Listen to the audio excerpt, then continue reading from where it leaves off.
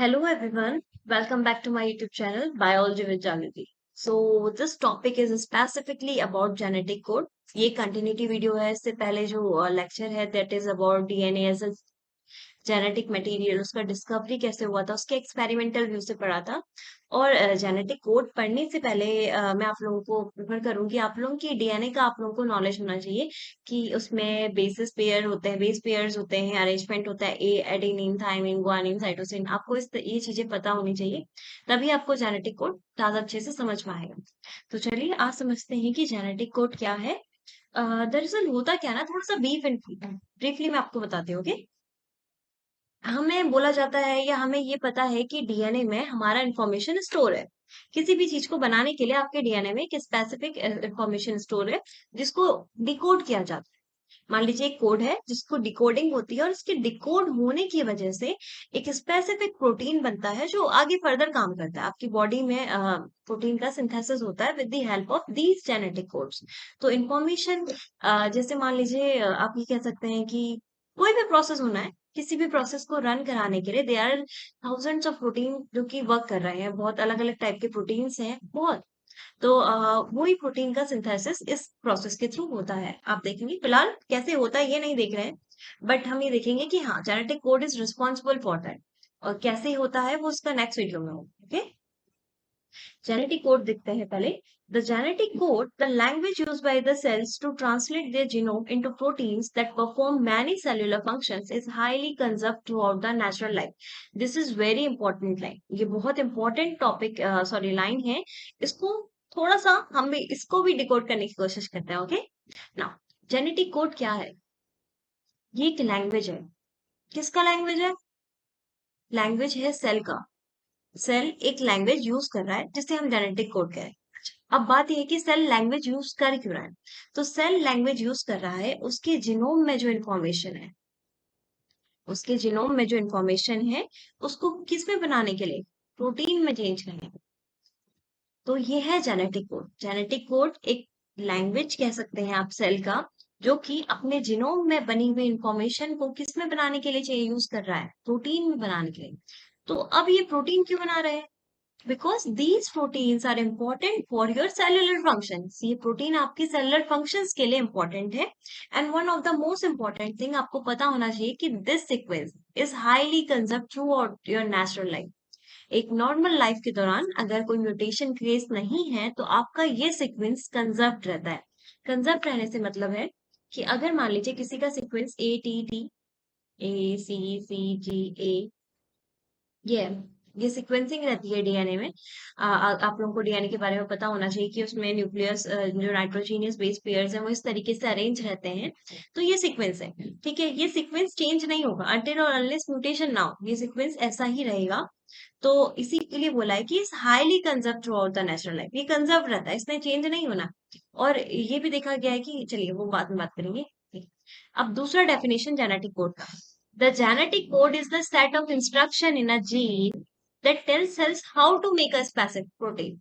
दूसरी इंफॉर्मेशन दूसरा क्या दिया दूसरा ये है जो डेफिनेशन है कि जेनेटिक कोड इंस्ट्रक्शंस है। इंस्ट्रक्शंस है जीन में ऐसी इंस्ट्रक्शंस हैं जो ये बताते हैं कि किसी भी प्रोटीन को कैसे बनाना है। अब मान लीजिए इसको ऐसे समझिए कि मान लीजिए मुझे कुछ डिश बनानी है तो मेरे पास सेट ऑफ इंस्ट्रक्शंस होगा कि पहले ये डालिए या इसमें इतने अमाउंट में ये पड़ना चाहिए ये तब जाके वो डिश प्रिपेयर होगा राइट। तो सिमिलर जेनेटिक कोड में भी इंफॉर्मेशन छुपा है कि कौन सा प्रोटीन किस तरीके से बनाना है क्योंकि इस किस तरीके से बनाना है इन द सेंस आप इसको सेकंड इसकी सेकंड डेफिनेशन में समझेंगे ये वाली देखिए। The sequence of nucleotides in DNA and RNA that determine the amino acid sequence of proteins. Okay अब यहाँ पे देखते हैं कि क्या बोला गया है। तीन डेफिनेशंस अलग अलग है। पहली डेफिनेशन में बोला गया है कि जो जेनेटिक कोड है ये लैंग्वेज है। किसका लैंग्वेज है हमारा लैंग्वेज है नहीं हमारी सेल्स का लैंग्वेज है। सेल्स किस चीज के लिए ये लैंग्वेज यूज कर रही है सेल्स इस लैंग्वेज को यूज कर रही है जो हमारे जीनोम में इंफॉर्मेशन है उस इंफॉर्मेशन को हेल्प करने उस इंफॉर्मेशन की हेल्प से क्या बनाने के लिए प्रोटीन बनाने के लिए। तो भाई हम ये प्रोटीन क्यों बना रहे हैं हम ये प्रोटीन बना रहे हैं because these proteins are responsible for our cellular functions. Okay this is first definition. Second definition में ये इतने से पोर्शन को एलैबोरेट किया गया कि genetic code is all about the information, या आप कह सकते हैं कि सेट ऑफ इंस्ट्रक्शंस है। सेट ऑफ क्या है? इंस्ट्रक्शंस है जो बताएगा कि how to make specific protein. अब कोई भी स्पेसिफिक प्रोटीन कैसे बना रहे हैं? अब माइंड में क्वेश्चन आना चाहिए कि मतलब प्रोटीन कैसे बना रहे हैं, मतलब प्रोटीन तो डायरेक्टली बन जाना चाहिए या इस तरीके से। तो उसी के नेक्स्ट उसमें थोड़ा सा आंसर दिया गया। देखिए, आप लोगों को पता होगा कि प्रोटीन किनसे मिलके बनाया होता है? अमाइनो एसिड से। तो ये जो जेनेटिक कोड होता है ना, ये आपको सीक्वेंस बताते हैं। अब समझिए कैसे। मान लीजिए प्रोटीन, दो प्रोटीन है फॉर एग्जाम्पल, एक है प्रोटीन एक्स और एक है प्रोटीन वाई। ठीक। अब इस प्रोटीन में बनने के लिए इस तरीके से नंबरिंग होनी चाहिए अमाइनो एसिड्स की। मान लीजिए ये तीन चार अमाइनो एसिड्स हैं। इस तरीके से जब ये अरेंज होंगे कि पहला, दूसरा, तीसरा, चौथा, पांचवा, इस तरीके से जब ये अरेंज होंगे तभी प्रोटीन एक्स बनेगा। लेकिन प्रोटीन वाई के बनने के लिए इस तरीके का अरेंजमेंट है। तो यही बताता है, क्या बोला गया है थर्ड वाली डेफिनेशन में? The sequence of nucleotides in DNA and RNA that determine the amino acid sequence of protein। ये ऐसा सीक्वेंस है जो प्रोटीन्स में अमीनो एसिड का सीक्वेंस को डिटरमाइन करता है। क्योंकि इसको ऐसे समझिए कि जब प्रोटीन एक्स बनना होगा तो फर्स्ट वाला अमीनो एसिड पहले आएगा, 2 नंबर वाला दूसरे बाद, फिर थर्ड, फिर फोर्थ और फिफ्थ। जब इस तरीके से बनेगा तभी प्रोटीन एक्स बनेगा। और अगर प्रोटीन वाई बनना है तो अमाइनो एसिड का सीक्वेंस 2 3 4 1 5 होना चाहिए। ये स्पेसिफिसिटी रहती है। और इसी के बारे में आपको क्या बताता है जेनेटिक कोड की, फर्स्ट पर आएगा, सेकंड आएगा, थर्ड आएगा, इस तरीके से। Okay. Now the linear sequence of nucleotide in DNA contains the information for protein sequences. Proteins are not made directly from DNA। अभी हम बोल रहे हैं कि इंफॉर्मेशन है प्रोटीन बनाने की, प्रोटीन बनाने की इंफॉर्मेशन है। ठीक है, डीएनए में प्रोटीन बनाने का इंफॉर्मेशन है, लेकिन बात ये है कि डीएनए से डायरेक्टली आप प्रोटीन नहीं बना सकते। बीच में कहीं एक स्टेप होता है, वो होना जरूरी है। आप डायरेक्टली डीएनए से, मतलब इस तरीके से नहीं हो सकता कि ये डीएनए है और डीएनए से डायरेक्ट प्रोटीन बन जाए। दिस इज नॉट पॉसिबल, ये होता नहीं है। ठीक है। Instead a messenger RNA molecule is synthesized from DNA and direct the formation of protein. तो क्या हो रहा है डीएनए से? Okay, just give me a second.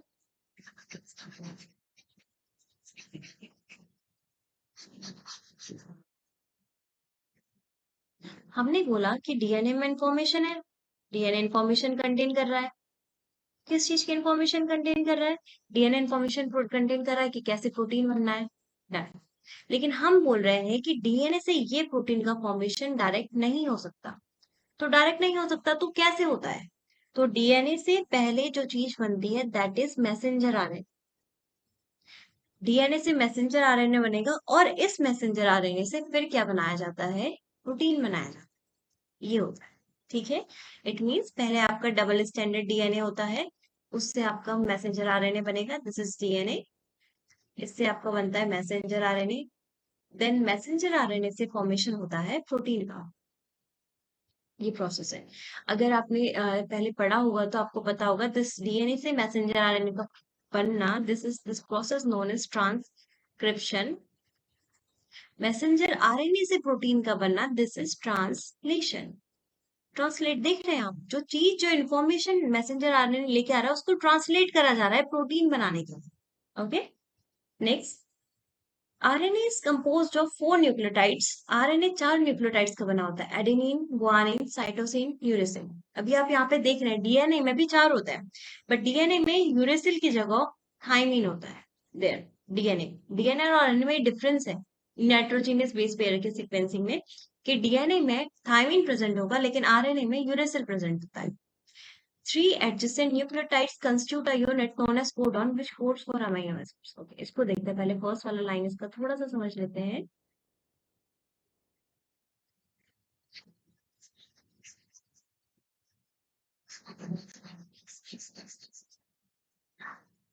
देखिए, मान लीजिए डीएनए, ये डीएनए है, डीएनए डबल स्ट्रैंडेड होता है। अगर मैं यहाँ पे सीक्वेंस करती हूँ ए टी टी सी सी जी सी, ये इसकी कॉम्प्लीमेंट्री होता है सेकेंड वाला, तो ये होगा T A A G C C A A T T. ये दोनों कॉम्प्लीमेंट्री, और आप दोनों डीएनए के स्ट्रैंड है, तो आप देख रहे हैं इसमें टी भी है, इसमें ए भी है, इसमें सी भी है, और इसमें जी भी, मतलब सी और जी दोनों है।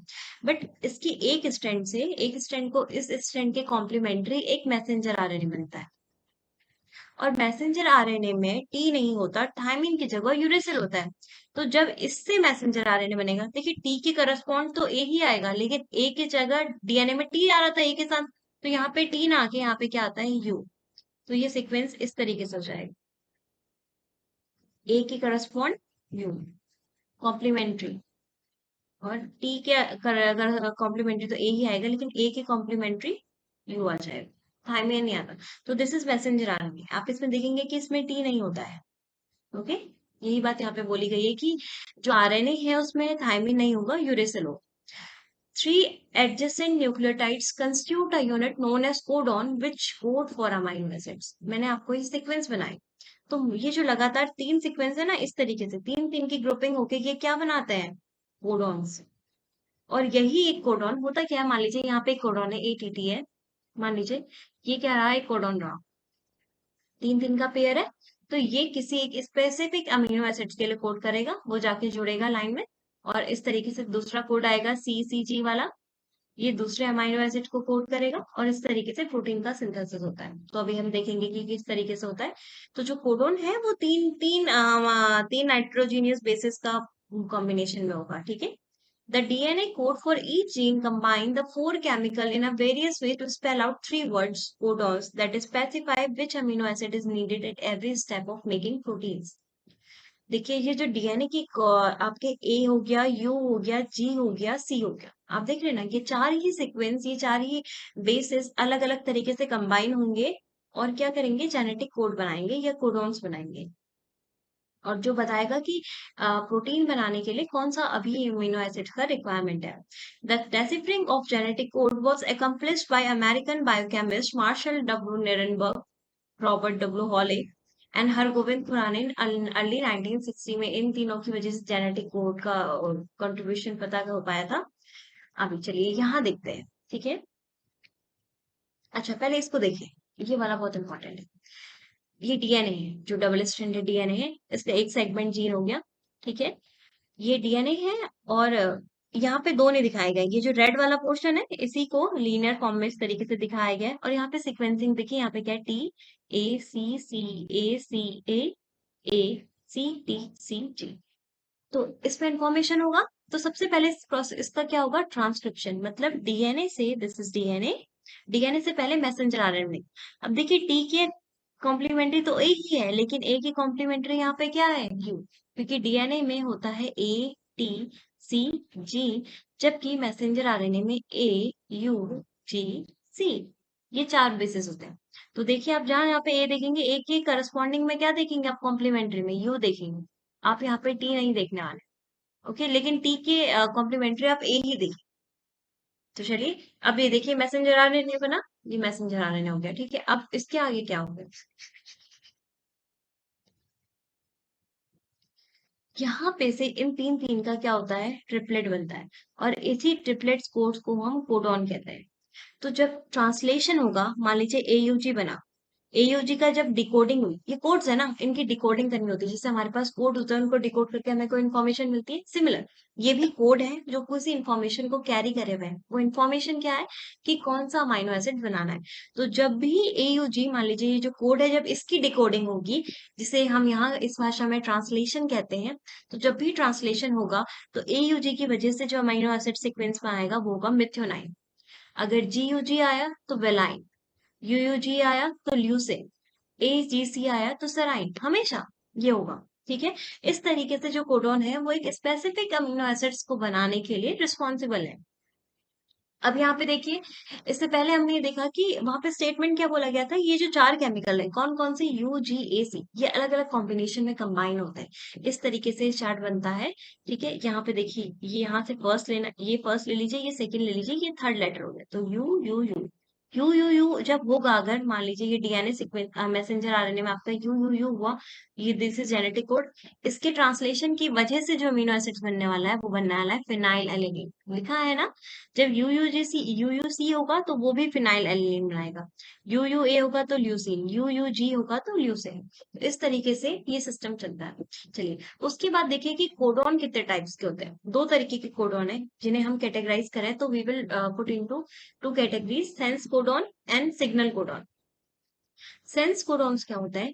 Code for amino acids. Total 64 codons है अगर आप देखेंगे तो, ठीक है। लेकिन 64 कोडॉन्स में से 61 कोडॉन्स ऐसे ही हैं जो अमाइनो एसिड्स के लिए कोड करते हैं। बचे वो किस में रखते हैं, हम वही यहाँ पे देखेंगे। 61 ऐसे कोडॉन हैं जो क्या करते हैं, अमाइनो एसिड्स के लिए कोड करते हैं। आप यहाँ पे गिन सकते हैं कि सिर्फ 61 अमाइनो कोडॉन से अमीनो एसिड्स बन रहे होंगे, ठीक है। दूसरे आते हैं signal codon. Signal code for signalling during protein synthesis. Signalling के लिए, कैसी सिग्नलिंग कि भाई ट्रांसलेशन स्टार्ट कर दो, स्टार्ट करने का सिग्नल, उसको स्टॉप कर दो, स्टॉप करने का सिग्नल। ये दो तरीके के सिग्नल दिए जाते हैं प्रोसेस स्टार्ट होने से पहले। तो यहाँ पे 4 नंबर में यूएए, यूएजी, यूजीए, एयूजी। यहाँ पे देखिए यूएजी, this UGA, this is stop codon. मतलब जैसे ही लाइन में चलिए, मान लीजिए यहाँ पे कुछ भी चल रहा था, ठीक है, यू ए सी, इस तरीके से। तो ये तीन तीन के बना के यहाँ पे एक्स वाई जेड कोई भी अमाइनो एसिड्स बन रहा था। सडनली क्या हुआ कि जो मैसेंजर आ रहा था उसमें एक कोड आ गया यूजीए। अब जैसे ही ये आएगा, ये कोई अमाइनो एसिड्स नहीं बनाने वाला। जैसे ही इसकी रीडिंग होगी ये प्रोसेस स्टॉप हो जाएगी। मतलब ये सिग्नल दे रहा है कि भाई अब प्रोसेस को रोक दो, इतना ही प्रोटीन बना, इतना ही अमीनो एसिड का सीक्वेंस था यहाँ तक है, अब ये प्रोसेस को क्या कर दिया जाए, होल्ड कर दिया जाए। सिमिलर इसके अलावा दो दो और हैं, दैट इज यूएए, यूएजी। तो आपको ये याद रखने हैं कि यूजीए हो गया, यूएए एंड यूएजी। अगर मैसेंजर आरएनए में ये सीक्वेंस आते हैं, it means they are signalling to stop the reaction. उस ट्रांसलेशन को स्टॉप करने के लिए सिग्नल भेज रहे हैं। जैसे अगर मैं यहाँ पे आपको इसके थ्रू समझाऊं तो देखिए, ए यू जी से क्या बना, मेथियोनाइन। जी यू जी से बना आपका वेलाइन। यू यू जी से बना ल्यूसीन एंड ए जी सी से बना सेराइन। अब मान लीजिए यहाँ पे आ गया आपका यूएए, राइट। यहाँ पे था यूएए स्टैंड्स फॉर स्टॉप सिग्नलिंग के लिए रिस्पॉन्सिबल है। तो जैसे ही आपका यूएए आया तो ये प्रोसेस यहाँ पे स्टॉप हो जाएगी। इसके बाद कोई भी अमीनो एसिड इस चेन में आके नहीं जुड़े, ओके। इसी तरीके से एक यहाँ पे है एयूजी। अगर आप एयूजी को देखेंगे, एयूजी ऐसा कोडॉन है जो सेंस कोडॉन के अंदर भी आ रहा है सिग्नल कोडॉन के लिए। क्यों? क्योंकि दो काम कर रहा है। देखिए इसके बाद एमईटी भी लिखा है और स्टार्ट भी लिखा है। एमईटी स्टैंड्स फॉर मिथ्योनाइन, कि एयूजी अगर आएगा तो रिएक्शन स्टार्ट हो जाएगी और मिथ्योनाइन बनेगा। आपने यहाँ देखा, यहाँ बीच से रिएक्शन नहीं चला है, सबसे पहले एयूजी आया है। क्योंकि अगर आपका ट्रांसलेशन शुरू होना है तो एयूजी का होना जरूरी है। सबसे पहला कोडॉन ही एयूजी होगा। एयूजी ने सिग्नलिंग दी कि भाई स्टार्ट हो जाओ, लेकिन वो उसने किसी अमाइनो एसिड्स के लिए कोड भी करा है, इसीलिए वो सेंस कोडॉन भी है, ओके। तो ये हो गया। इसके आगे देखते हैं example. AUG is a codon that specify the amino acid methionine. AUG क्या है? एक कोडॉन है जो किसको स्पेसिफाई करता है, आपका मिथ्योनाइन को। टोटल आपके यस, टोटल आपके कितने कोडॉन से 64 है नंबर में, जिसमें 61 अमाइनो एसिड्स के लिए कोड करते हैं। 3 टर्मिनेशन कोडॉन हो गए, ये जो 3 है ना, स्टॉप कोडॉन यानी टर्मिनेशन कोडॉन भी कहते हैं, इन्हें स्टॉप कोडन कहा जाता है। Translation stops when one of these codon is encountered by the ribosomes. Translation stop हो जाएगा अगर कोई इनमें से कोई भी कोडन राइबोसोम्स में एंटर हो गया। The AUG codon in addition to the coding for methionine is found at the beginning of every messenger RNA indicate start of a protein। Her messenger RNA की स्टार्टिंग में ये पहला codon होगा और ये इंडिकेट करता है इनिशिएशन के लिए, इसीलिए इसका नाम स्टार्ट कोडॉन भी, इसको स्टार्ट कोडॉन भी बोलते हैं। और जो ये टर्मिनेशन कोडॉन होता है ना, ऐसे दिस इज AUG से start codon, okay. Now this is important क्योंकि आपसे कोडॉन्स के कैरेक्टरिस्टिक्स पूछ ली जाती है। अब यहाँ पे ध्यान दीजिए, सबसे पहला point, it is a triplet. बिल्कुल हमने देखा कि तीन तीन के पेयरिंग में, okay. The code is also universal which are assigned for same amino acids, that it, the code can be used by all viruses, prokaryotes, archaea, eukaryotes। ये जो कोडिंग दी गई है कि जब यू बनेगा, यू होगा तो फिनाइल एलानिन के लिए कोड करेगा, ये सिर्फ ह्यूमन बींग्स में नहीं चलेगा, ये बैक्टीरिया में भी यही कोडिंग चलेगी, वायरसेस में भी यही कोडिंग, इसीलिए these are universal. Okay, the genetic code is commaless, इनके बीच में कॉमा नहीं होता। That is messenger RNA codons are continuous one after another, मतलब ये यहाँ पे ये कहना चाह रहा है, इसमें देखिए आप ये देख रहे हैं इन, अगर मैं इसको इरेज करते हैं, आप यहाँ पे देखिए कि यहाँ पे बीच में कोई गैपिंग नहीं है। ए you ji, ji U A, ये सीक्वेंसिंग देखिए ये कंटिन्यूअस है, इनके बीच में कोई गैपिंग नहीं है, कॉमा नहीं है, इसीलिए इसे कॉमालेस बोला गया क्योंकि ये क्या है, कंटिन्यूअस है। Okay, the genetic code is usually non-overlapping. That is, it is also important to note that genetic code does not overlap, meaning that each nucleotide is a part of only one codon. A single nucleotide cannot be a part of two adjacent codes. इसको समझिए क्या बोल रहा है। जैसे कि यहाँ पे क्या है, sequencing A U C, C U G U, मान लीजिए ये सीक्वेंसिंग, तो ए यू सी रहा, इसके बनने ए यू जी, इसके बनने से मेथियोनाइन रही, तो ये जो ये वाला जी है ये मेथियोनाइन के लिए ये इसी कोड के अंदर आएगा। ऐसा नहीं होगा कि ये वाला जी मिलके और ये तीन नेक्स्ट ओवरलैपिंग, कि ये वाला जी ये वाले कोड के लिए अमाइनो एसिड्स के लिए भी काम कर रहा है और ये वाले अमाइनो एसिड्स के लिए भी काम कर रहा है, ऐसा नहीं होगा। Okay, so these are non-overlapping. The genetic code is also non-ambiguous. That is, one codon can code for only one amino acid. अब यहाँ पे देखिए, जैसे यू यू यू है, ये सिर्फ एक ही अमाइनो एसिड के लिए कोड कर सकता है, फिनाइल एलेनिन। ये कभी भी दूसरा नहीं बनाएगा। आप कभी ये नहीं, अगर कहीं यू यू यू लिखा है तो हमेशा it will lead to the formation of what, amino acid phenylalanine. कभी आप ये नहीं देखेंगे कहीं पे भी कि इसने सेराइन बना दिया, इसने ल्यूसिन बना दिया, नहीं, ऐसा कभी नहीं होगा। ठीक है, the genetic code is degenerated. Degenerated मतलब, okay, the one amino acids can be coded by one more code. अब यहाँ पे देखिए दो बातें हैं, यहाँ पे अलग अलग बातें हैं, but you have to note, okay, या फिर आपको ये चीजें याद रहनी चाहिए। ध्यान दीजिए, मैंने बोला कि जैसे यू यू यू है, तो जब भी ये कोड आएगा, ये कोडॉन आएगा, ये हमेशा फिनाइल एलिनिन के लिए बनाएगा, हमेशा, मतलब कि एक कोडॉन एक ही अमाइनो एसिड को बनाएगा। बट एक अमाइनो एसिड्स बहुत अलग अलग कोडॉन से कोड हो सकता है, जैसे फिनाइल एलिनिन को बनाने वाला यहाँ पे यू यू है, यू यू सी है, इसके अलावा और नहीं। यहाँ देख लीजिए, थ्रियोनाइन को बनाने वाले चार कोडॉन है, लेकिन आप ये देखिए कि एयूसी हमेशा 09 ही बनाएगा, इसके अलावा दूसरा नहीं बनाएगा। ठीक है, ये बात हो रही है। तो ये जो ब्लू से मैंने लिखे है ना, आपको ये वर्ड याद होने चाहिए कि कॉमालेस बोल रहे हैं तो इसका मतलब क्या है कि कंटिन्यूअस है।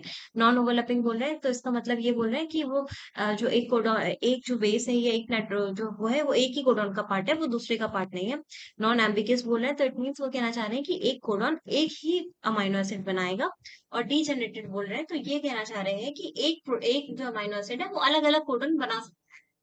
The genetic code shows polarity that they can be read only 5:3 direction in messenger RNA.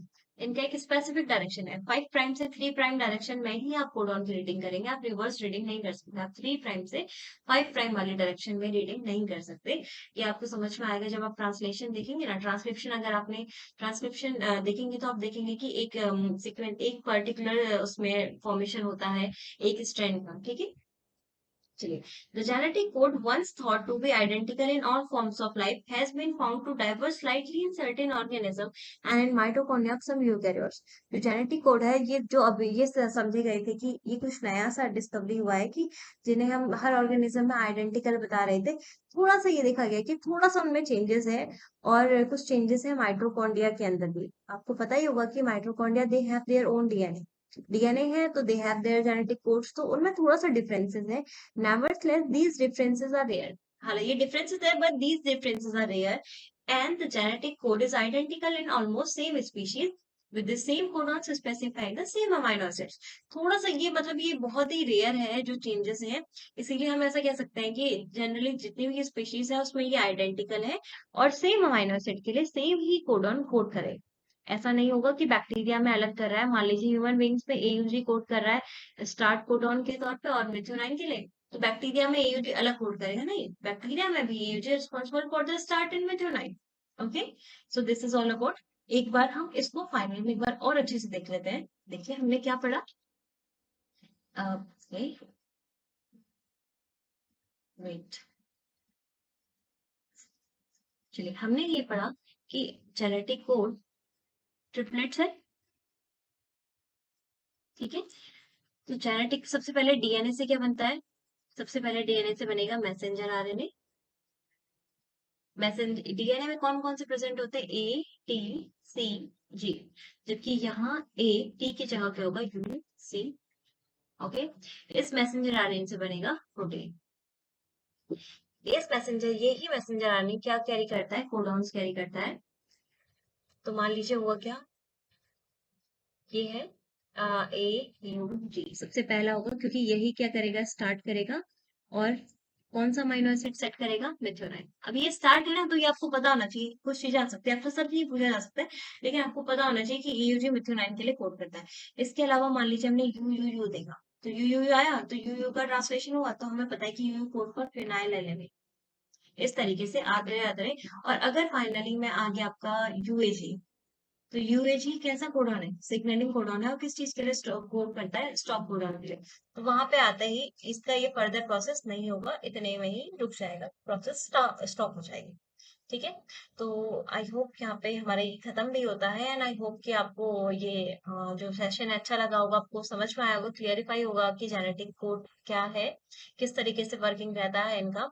And this is important, आपको इसके कैरेक्टरिस्टिक्स याद होने चाहिए जो ब्लू कलर से लिखे गए हैं, these are the importants, directly पूछ लिए जाते हैं कि इसका मतलब क्या है। या अगर आपने डीजेनरेटेड लिख दिया, तो you don't have to define कि उसका मतलब क्या कहना चाह रहा है। ठीक है, इस तरीके से काम चलते हैं। कुछ आपको ये पता होना चाहिए कि ओके, याद होना चाहिए कि स्टॉप कोडन कौन कौन से, because we are only three, U A U A G U G. ये याद होना चाहिए। स्टार्ट कोडन के नाम, स्टार्ट कोडन कौन सा है आपका, ए यू जी, ये पता होना चाहिए। और ये भी पता होना चाहिए कि वो किस कोडन, किस अमाइनो एसिड्स के लिए कोड करता है। So it code for methionine. तो this is all about genetic code. आपको अगर वीडियो हेल्पफुल लगा है, देन डू लाइक, शेयर करें अपने फ्रेंड्स के साथ, and subscribe my channel for further notification. इसका जो नोट्स है वो ऑलरेडी मैं टेलीग्राम चैनल पे इसको अपलोड कर दिया जाएगा, you can take it from there. Okay, and thank you.